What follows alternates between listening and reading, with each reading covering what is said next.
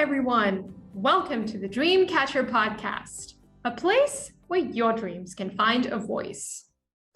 Wouldn't it be great if we had instant guidance as we go through the ups and downs of life? Well, we don't have to look too far to find it, because that wisdom lies within us. MaryAnn DiMarco, my guest today, says that all of us are psychic. When we tap into this gift, we not only enhance our own lives, but also build bridges of love and connection. And in this interview, she's going to tell us how. MaryAnn DiMarco is the author of Medium Mentor and Believe, Ask, Act, an internationally recognized psychic medium, healer, and spiritual teacher. Her work has been featured in media outlets like the New York Times, The Dr. Oz Show, Women's Health, Elle, and Redbook. She offers validating and positive one-on-one sessions, powerful group readings, workshops, and individual mentorship for developing psychics. In this interview, we will talk about the different ways that we receive psychic information and how we can manage our doubt during the process. MaryAnn also offers tools and practices to develop our intuition. If you like what you heard, please don't forget to like, rate, share, and subscribe to this podcast. Thanks. Hi, MaryAnn. It's wonderful to have you on the show. How are you doing today? Oh, I'm doing so wonderful. Thank you for having me. I'm so happy to be here. I'm excited to talk to you about a topic that intrigues me, and I'm sure that it intrigues a lot of other people, which is developing our intuition and psychic abilities.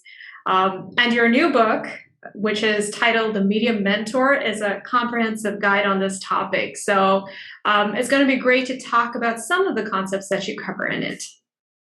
Wonderful. I'm my favorite subject. Let's do it. Let's do it.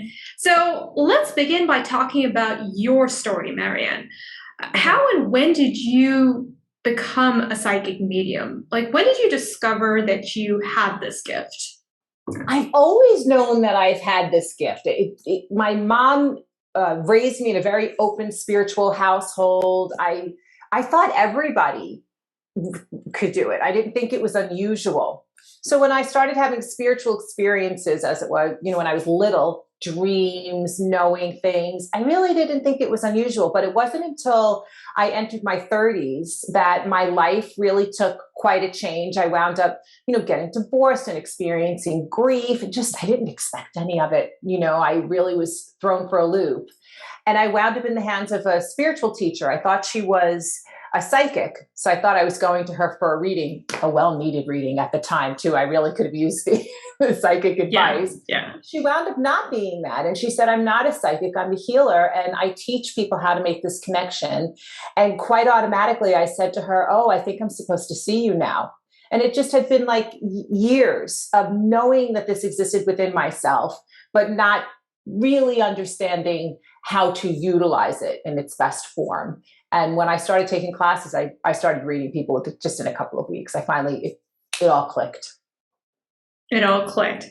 Were you ever freaked out by the experiences that you have? Because I know that you're also, you're a medium, like you can talk to people on the other side. Yes. So yes. Did that ever freak you out? Sure. When I was little, that was odd. I thought, wow. Were they your imaginary friends? Exactly. And some of them didn't look so pleasant. When you're a child and you're seeing energy in that form. I talk about this in my first book. I remember just seeing like really heavier images. Our frame of reference is that of like scary monsters. And, so I had to really understand how to translate that in its most positive form. So, oh yes, I've had quite a few experiences. Not when I started doing this work, however, because I really had a full understanding then of how energy exists around us, how we have access to it, and most importantly, how much I am a part of what I want to see and what I don't want to see, what I want to experience, what I don't want to experience. And I absolutely put those boundaries into place. Yeah, and you talk a lot about boundaries in your book. And I have a question. Are you able to read people's energy just at your will? Like, can you be walking down a street and just look at somebody and get like some information about them. The reason I ask is because I had this experience one time in New York. I was walking down the street in Manhattan, and this lady approached me out of nowhere, and she started telling me things about me that were very personal. And then she invited me for a reading. Oh, and do you see my psychic senses get all annoyed? And I didn't know much about this, about psychic readings at that time, and I was blown away. And so I'm wondering, is that an ability that people like you, do you have that? Are you able to do that? Yes, it's an ability that I don't utilize in that form. I think I talk about delivery in the book and how we should be delivering with care, concern, and compassion. And so I never walk up to somebody and start reading them. But if you put it in a way, if you're not a psychic medium, right? We're all empathic, and we all can pick up on other people's energy, what they're feeling like, maybe physically, mentally, emotionally. If you've ever been in a room and you feel like a large room is just too much and overwhelming, you're probably experiencing a lot of that energy from those people, their feelings, their emotion, and their experiences all coming at you. And yes, very much possibly their loved ones as well, if you have mediumship frequency, if you have access to that. Walking down the street, no, I would never approach anybody. And I don't think I'd want to, honestly. I like to be shut down and have my hours off. But do I use it in a way where I want to be able to understand the energy around me in a room, in my family, in relationships? Absolutely. Everyone should. Okay. Yeah. And you say that all of us have this ability, that all of us have psychic abilities. And you actually say that spirit speaks in your own voice. Like, what do you mean by that? That was life-changing for me, because I thought spirit spoke in a disembodied voice. So I thought it was something outside of ourselves, hello, we're trying to reach you, something very, very wooey like that. It's actually not. It lives within us. That voice is inside us. Our guides, spirit guides, we all have them. Our spiritual team on the other side, your guides, your angels, your loved ones, higher source, God, whatever it is for you, are helping you tap into that inner voice, into that inner knowing. And they're using all of your senses and all of your abilities to help you process your own information to guide you through your life. And when you get proficient at it, you can then translate those messages and understand the guidance with far more clarity than you ever imagined. People have this ability, but what tends to get in the way? And in the book, you say that people tend to doubt that voice. And, they can also get confused, because for me personally, sometimes I'm like, I do hear voices. I think I'm clairaudient, but I'm not sure if what I'm listening, if it's real or not, if it's something that I'm just making up in my head. So I think doubt and confusion are two of the main blocks that get in the way of us accessing this psychic ability. So what advice do you have for those who are tackling these two We all have doubt. We all have doubt and fear, every single one of us. And we're going to continue to experience doubt and fear in this earthly realm. It's part of the school that we're in.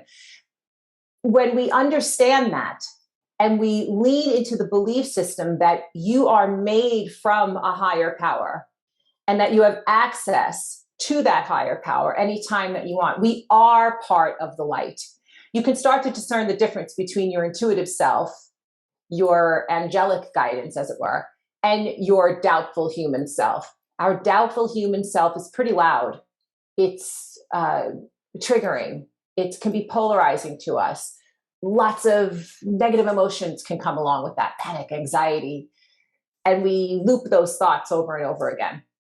When we can step outside of that, not push it away, because we want to understand why it's showing up in the first place, and then utilize our spiritual self to answer it, work through it, and then hear the guidance. We can then understand the difference between the two voices. We hear the guidance that is filled with intuitive love, breadcrumbs to follow, maybe outside of our comfort zone, fearful in a good way, maybe a little bit of a nail biter, or the I told you, I knew it. Hindsight is a wonderful way to recognize your spiritual self. If you can get ahead of the hindsight, you're then using the practice in its best form for you. And it is exactly that. It takes practice to do that so that you can sharpen that tool.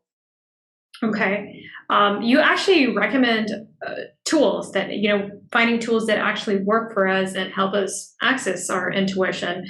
Could you share some of the tools? Sure. I mean, meditation is a wonderful tool. And what I want to say about tools is do something first that feels authentically you. Don't try to make your practice look like something that is outside of yourself or look like somebody else's. We want to do things that feel good to us, that feel like a pull, not like we're chasing it or forcing it. So meditation practices, listening to music, something that raises your vibration is a great start. Cards, pulling cards, oracle cards, journaling or automatic writing. There's so many things out there that you can use to tap into your inner guidance from your guides and loved ones, but make it feel cathartic. Be creative about it, and it'll come to you naturally. And then they'll show you the way when it's time to layer in other things. But I always say for ground floor at your truest form, it works best. Right. Oh, those are some great ideas. And for you, tarot and oracle cards are huge, right? Because I could relate to that because I too love using tarot cards and oracle cards. Yeah, I use oracle cards. I used oracle cards in the beginning a lot just because I was delivering messages for other people and my confidence, really lacked. I'm not proficient in tarot. I wish I was. I think tarot is, you have to be very well read in it. You have to really understand how to translate the tarot. I teach people who use tarot, and what I teach for them, and with any tool that you're using, is make sure that you are incorporating your own translation into it. That these tools are a prompt, but what we want to get you doing is really paying attention to your own ability of translation, because spirit is coming in and they're using our frame of reference as a way to give over message to ourselves or for others. And so we want to use these as prompts. So if you're feeling like your vibration is down, you're feeling really lost, and maybe pulling a card of inspiration will help you.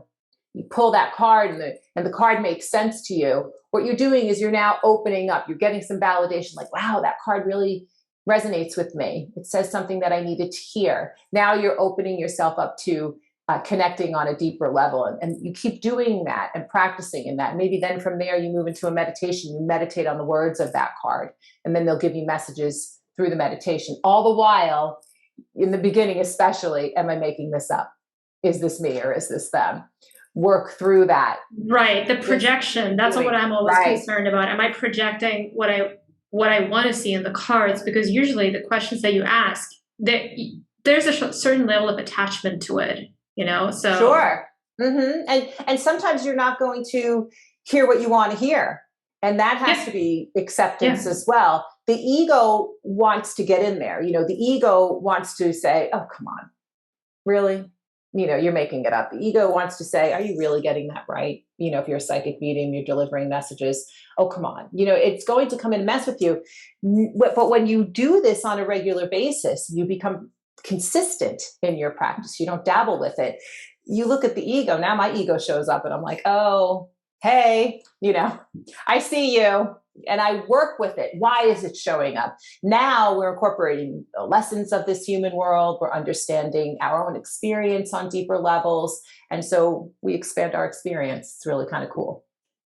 Yeah, I agree. And you also say that it's important to have a spiritual practice that complements these intuitive practices, because I find that I'm more intuitive when I'm grounded and when I'm more relaxed. And I really love the chapter where you say that creating a spiritual schedule supports our psychic development. And you actually give a couple of examples, which I found really helpful. So what are some examples of practices that can support us?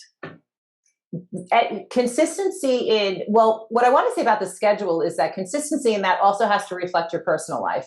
It has to reflect your work life. Put everything in your schedule.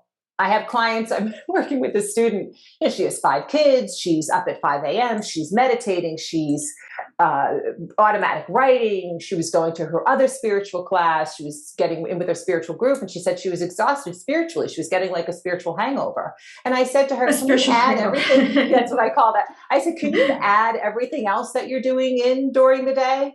between lunches and getting her children to school and soccer practice and whatever else, she didn't realize how flooded she actually was. So let's be realistic first and foremost in our practice. If you can only do conscious breath work for the morning, and maybe you figured out how to ground and protect yourself, maybe you smudged your space in a way, or you held your crystal for the day and you just put intentions of gratitude, that's enough. That's enough, as long as it's consistent. And then as you work with your schedule, if you want to expand that, they'll show you. Beauty about working with spirit is that there's no reaching, we're receiving. So we're able to receive message, and they will happily show us when we can add more to our schedule, and they will gladly show us when it's time to pull back, when we're overdoing it as well. My guides will cancel appointments on me. I mean, it's really funny. They like move the schedule around, and I know it. I know it's coming. I know that I'm doing too much and I shouldn't be. And I make little deals with them. Like, let me just get to the end of the week, like that.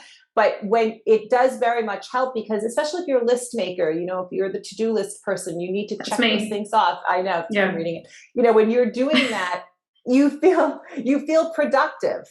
And then it's like, all right, I did my thing for today. And it works. And then you feel good. And then you're raising that vibration. Okay. And you say that spirit speaks to you.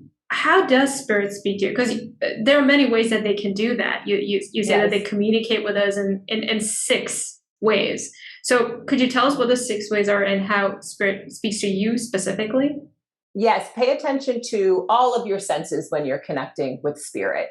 And they connect with me in all ways. So I hear, see, feel, taste, Oh, really? smell. I always thought there were like 1 or 3 that are like dominant for everyone. Yes. So some people think that you can only pay attention to your clairaudient, what you're hearing, or your clairvoyancy.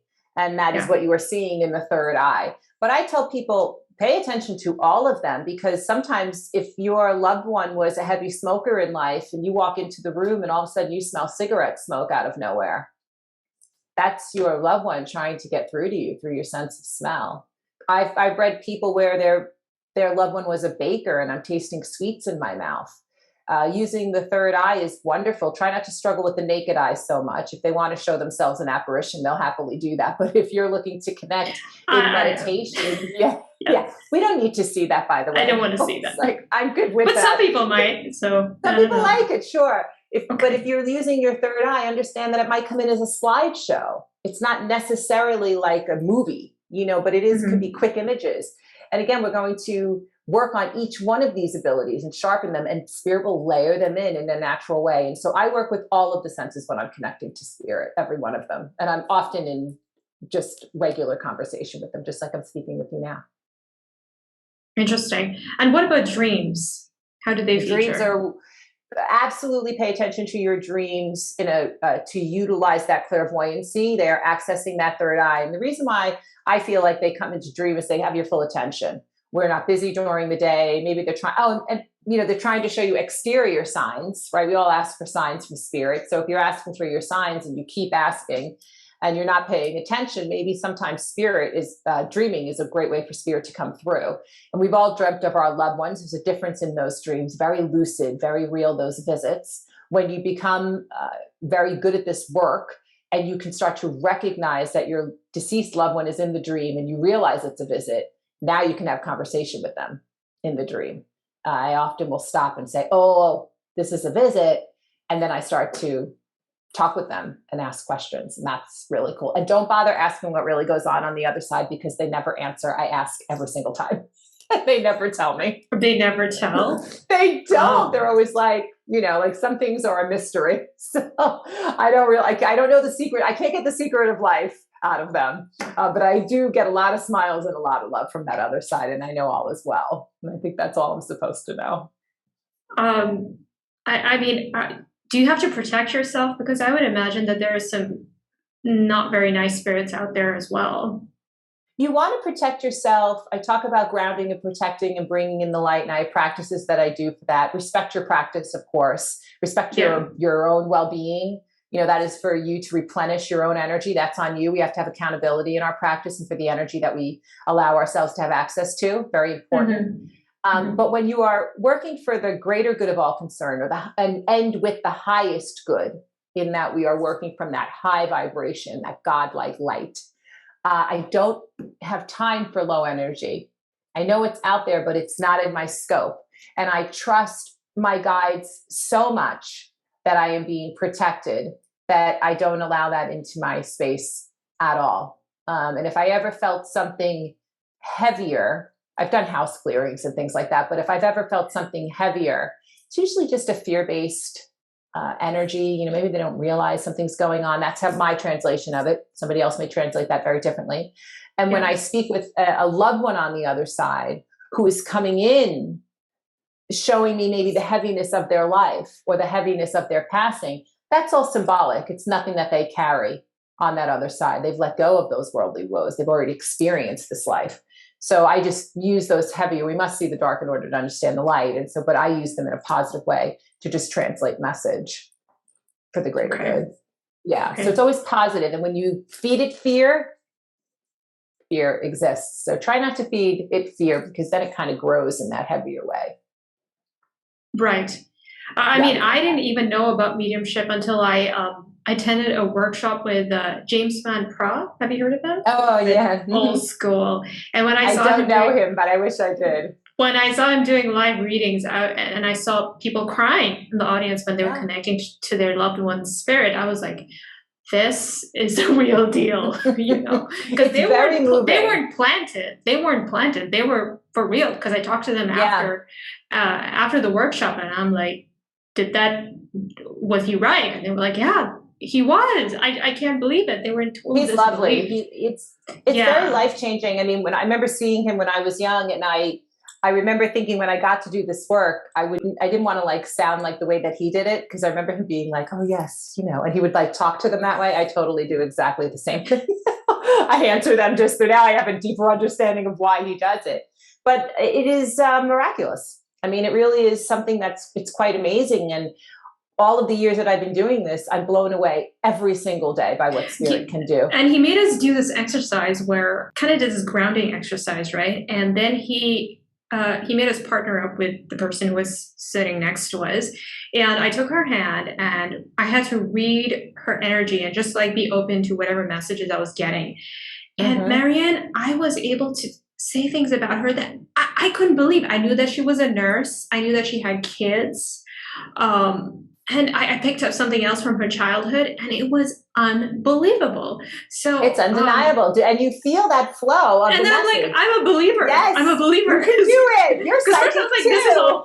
This is woo-woo, this. Because I consider myself more on the rational side. I'm more of a thinker than so I was, after that experience, I'm like, this is real. It's so beautiful to hear that. I'm psyched about your experience, because I love that type of stuff. And when you lean into your personality, you can be the thinker. My hopes in writing this book is that it demystifies. It's not wooey. It's actually something that is just part of who we are. We were just taught to forget it through our backgrounds and heritages and religions and whatever it looks like. We've just learned that we were told it was wrong. Who knows, right? Fear around it. And we've kind of shut it off. But being you, the thinker that you are, and allowing yourself to kind of tilt your head to it, but be open enough to step in and go, all right, let me give it a whirl. I'm thrilled that they came in and validated for you that your own ability is there and it truly exists. And each one of us can absolutely do that, mostly for ourselves. For ourselves, yeah. And I find that it's easier to read people when I don't know them so well, because I didn't know that lady. She was a stranger to me. So do you find that's the case for you too? Can you do readings for family and friends? Yeah. I mean, I've read my mom, I've read my family members. I read my children sometimes, just to help them out. And usually that's an energy read, or just getting intuitive hits on maybe what's going on in their life. And it's all guidance based. I like very much the guidance in readings, something that my clients can have a takeaway. And so I could do that with family members. Absolutely. And then I'm always, I love reading, and I love being blown away by what spirit says. You're a nurse, you're this, you're that. And I am. My gosh, it's really incredible. And I've been doing it, like I said, for years, and I'm still in awe, because what they're capable of doing if we just say yes with them is life-changing, really life-changing. And I hope the work just helps people heal. Yeah, it does. Yeah. And I think you also mentioned in the book that you got to be responsible about doing these readings, because sometimes you have psychics who predict like bloom and walk up in the middle of the street. Yeah.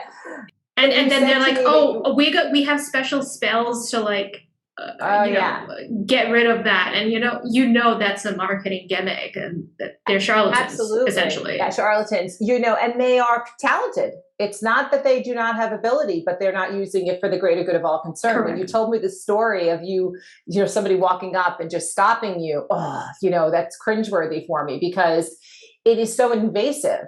And I was very vulnerable. I was very vulnerable at that time. I was having a very tough time, in my life. And they picked right up on that. So you're able to see that vulnerability.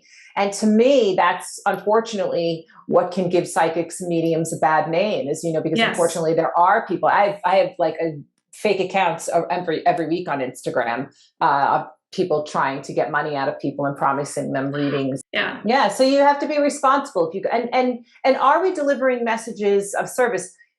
We don't want to deliver frightening messages to people. I'm not a doctor. I'm not going to sit here and diagnose you and tell you things that are not going to serve you. I don't want to see death in people. I don't want to see major illness, because I don't feel like it serves the person. I want them to have a takeaway that feels productive, something that lends them healing. And so if you're looking to be a psychic medium, or even if you're just channeling advice for your friends or your family members and you feel compelled to tell them something, I always ask Spirit before any reading, and you could do this in your conversations as well. Dear Spirit, please give me the words to serve. Is this going to serve them? Will this benefit their well-being in some way?